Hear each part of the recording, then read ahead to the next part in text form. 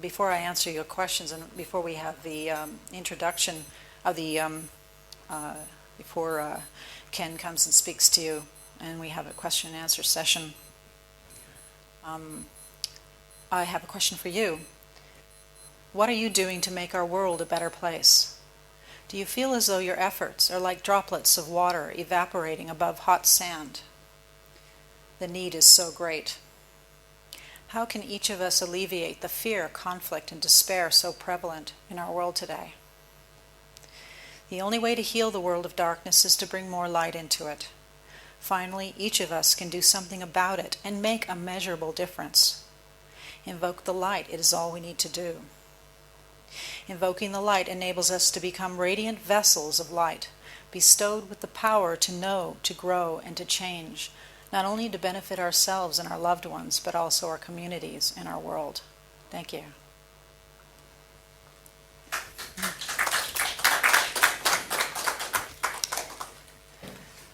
Thank you very much, Catherine. So, when we have questions now, do you mind not having a long dialogue with the speaker, please? I know that she's very interesting and she's would certainly answer long questions, but there may be other people wanting a question as well. So thank you very much. So we'll just start with raising our hand to ask the first. Anthony Healy's got the first question. Thank you very much. Enjoyed the talk. What do you mean by frequencies of light? And I believe you said raising them. Yes, raising our frequency. This energetic world is the only place where the light and darkness coexist to bring about the experience of illumination. And in that, that's one of the reasons why it's an energetic world. The energetic world is a lower vibration of experience, and the challenge is to, in order to elevate ourselves from this the lower vibrations of this existence, we invoke the light to elevate our vibration, our light frequency, and that is a practical way we can do it. And in that way, we're no longer subject to these attachments and limitations. So to give you an example of that, when I started before I invoked the light, I would regularly get a cold at least once or twice a year. And you'll probably find that a lot of things that one does tend to start to elevate your frequency and your awareness. Everything you read, I mean, there's truth in everything. So everything you read, everything you do is working towards elevating your light frequency and your awareness. But this is because it's so accelerated, because it's so powerful, it's accelerated. So that's why I often call it a quantum leap in awareness for that reason. Because it's simple. That's one of the qualities of this invocation. It's just so simple, and it takes only seconds. We can use it as a powerful mantra in our lives, in our meditations, or we don't even need to meditate. Actually, as I mentioned, I was a keen meditator for 15 years, but I found that once I started elevating my light frequency, I didn't need to meditate anymore. And you can invoke the light at any time. You can be driving, you can be working, studies, whatever.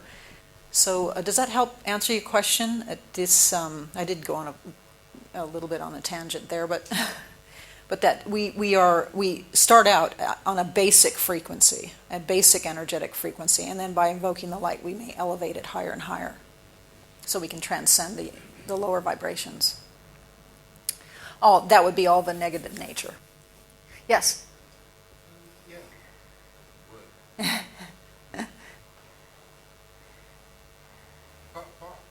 When you invoke the light, what can't you do? You do it a mantra, a prayer.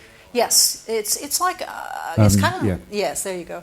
It's kind of like a powerful prayer. It's that's why I call it an invocation, because it's so powerful, and it can be a prayer, it can be a mantra, it can be a song playing in your head. I've had someone turn it into a song and play it on their guitar, and there's so many ways that you can use it. There are no limitations. There's no right or wrong way to do it. Every way is perfect. Oh, so it's up to you how you do it. Yes, totally. Yeah, it takes only seconds. That's what's wonderful about it. Yeah. George.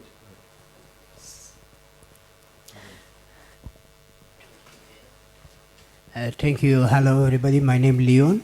Thank you so much for beautiful lecture, and thank you so much usually for me look in the screen for improve more English. Yeah. You talk about light and energy. Can you Yes. please explain for us what do you meaning by that? And Yes. energy and light come from where? In other words, how can everything come from nothing or nothing come from everything? Good question. Yeah, thank you. Yes, thank you. Firstly, when living in an energetic existence, like I mentioned in the talk, it is possible to work with energy to lighten it up. Even just going to a natural environment, it feels so much lighter, we feel so much happier, and then we go from there directly to a very busy, densely populated area like a major city, and we can just feel the change, the difference that takes place. That's energy.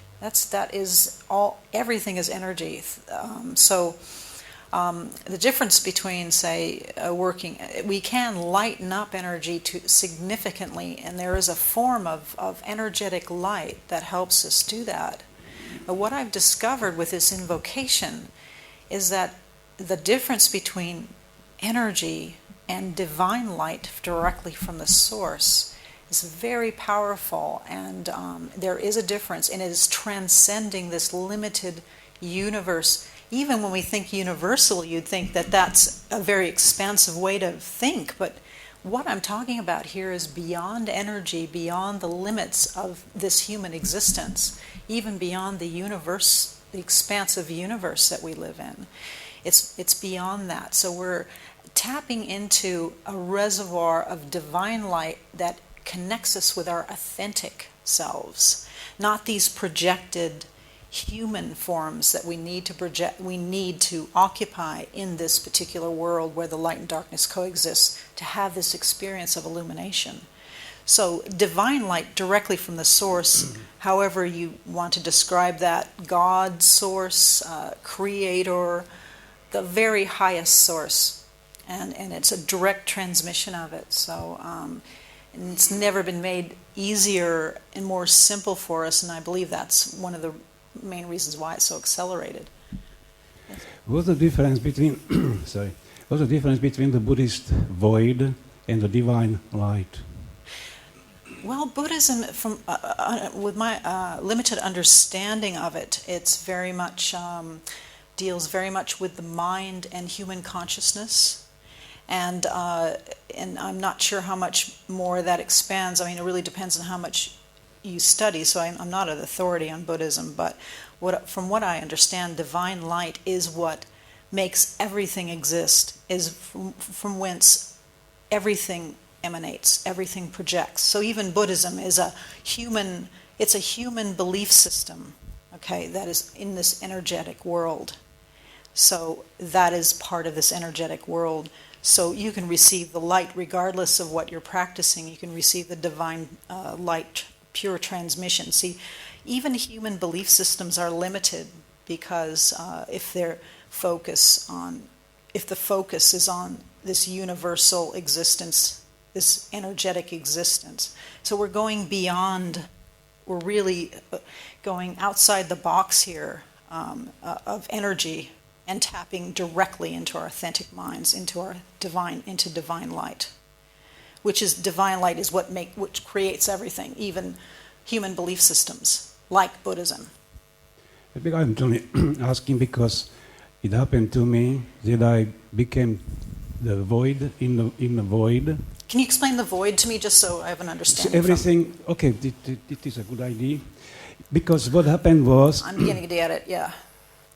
Simply one morning I was drinking a cup of coffee when the coffee got into the wrong hole and I started coughing and suddenly everything started whirling in my flat and everything disappeared including my body. And I became void in void. And so I didn't know what to do as a void in the void, where to go from there. I would say a void would be an energetic experience. The void is an energetic experience because... that's just...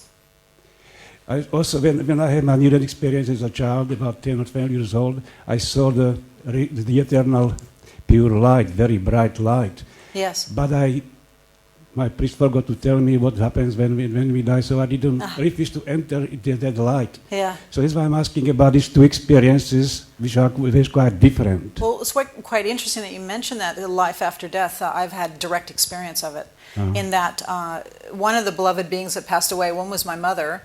And I know this is going to sound pathetic, but it was my cat that I had for 15 years. So, and I just absolutely adored this cat. And my mother loved her so much. And they actually passed from this earth in close proximity to each other.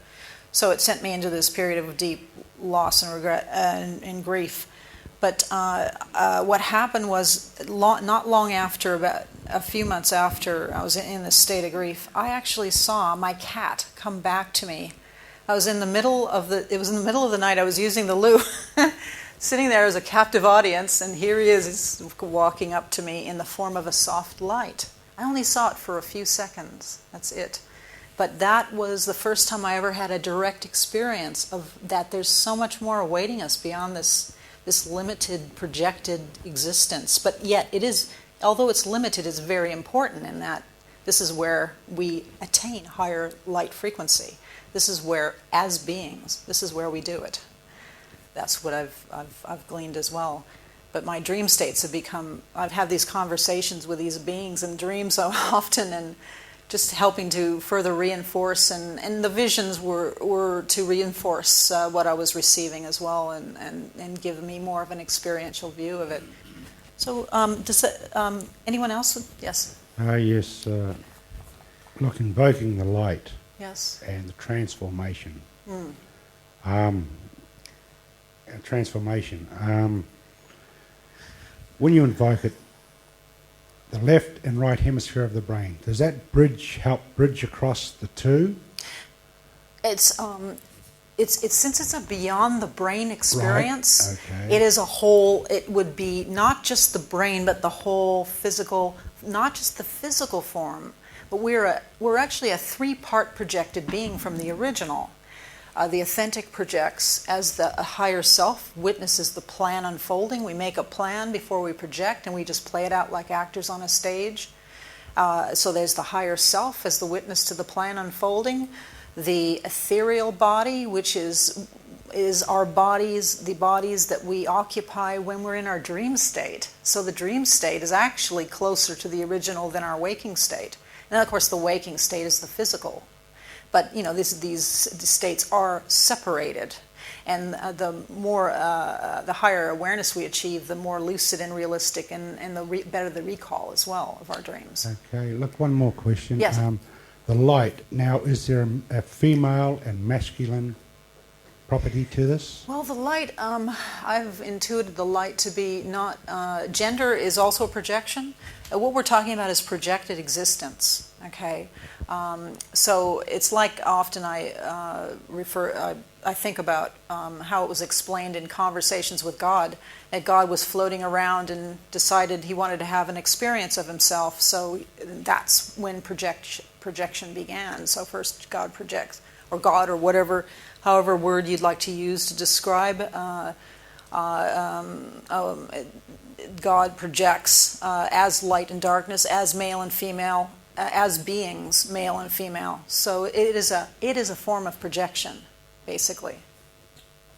That's what it is. And of course, our projected existence here, as it being an impression of authentic existence, is very similar. The only thing is, in the physical world where the light and darkness coexist, you can get some muddy areas as well, that things that may happen here that may not necessarily happen in authentic existence. That's quite unique to the earthly existence.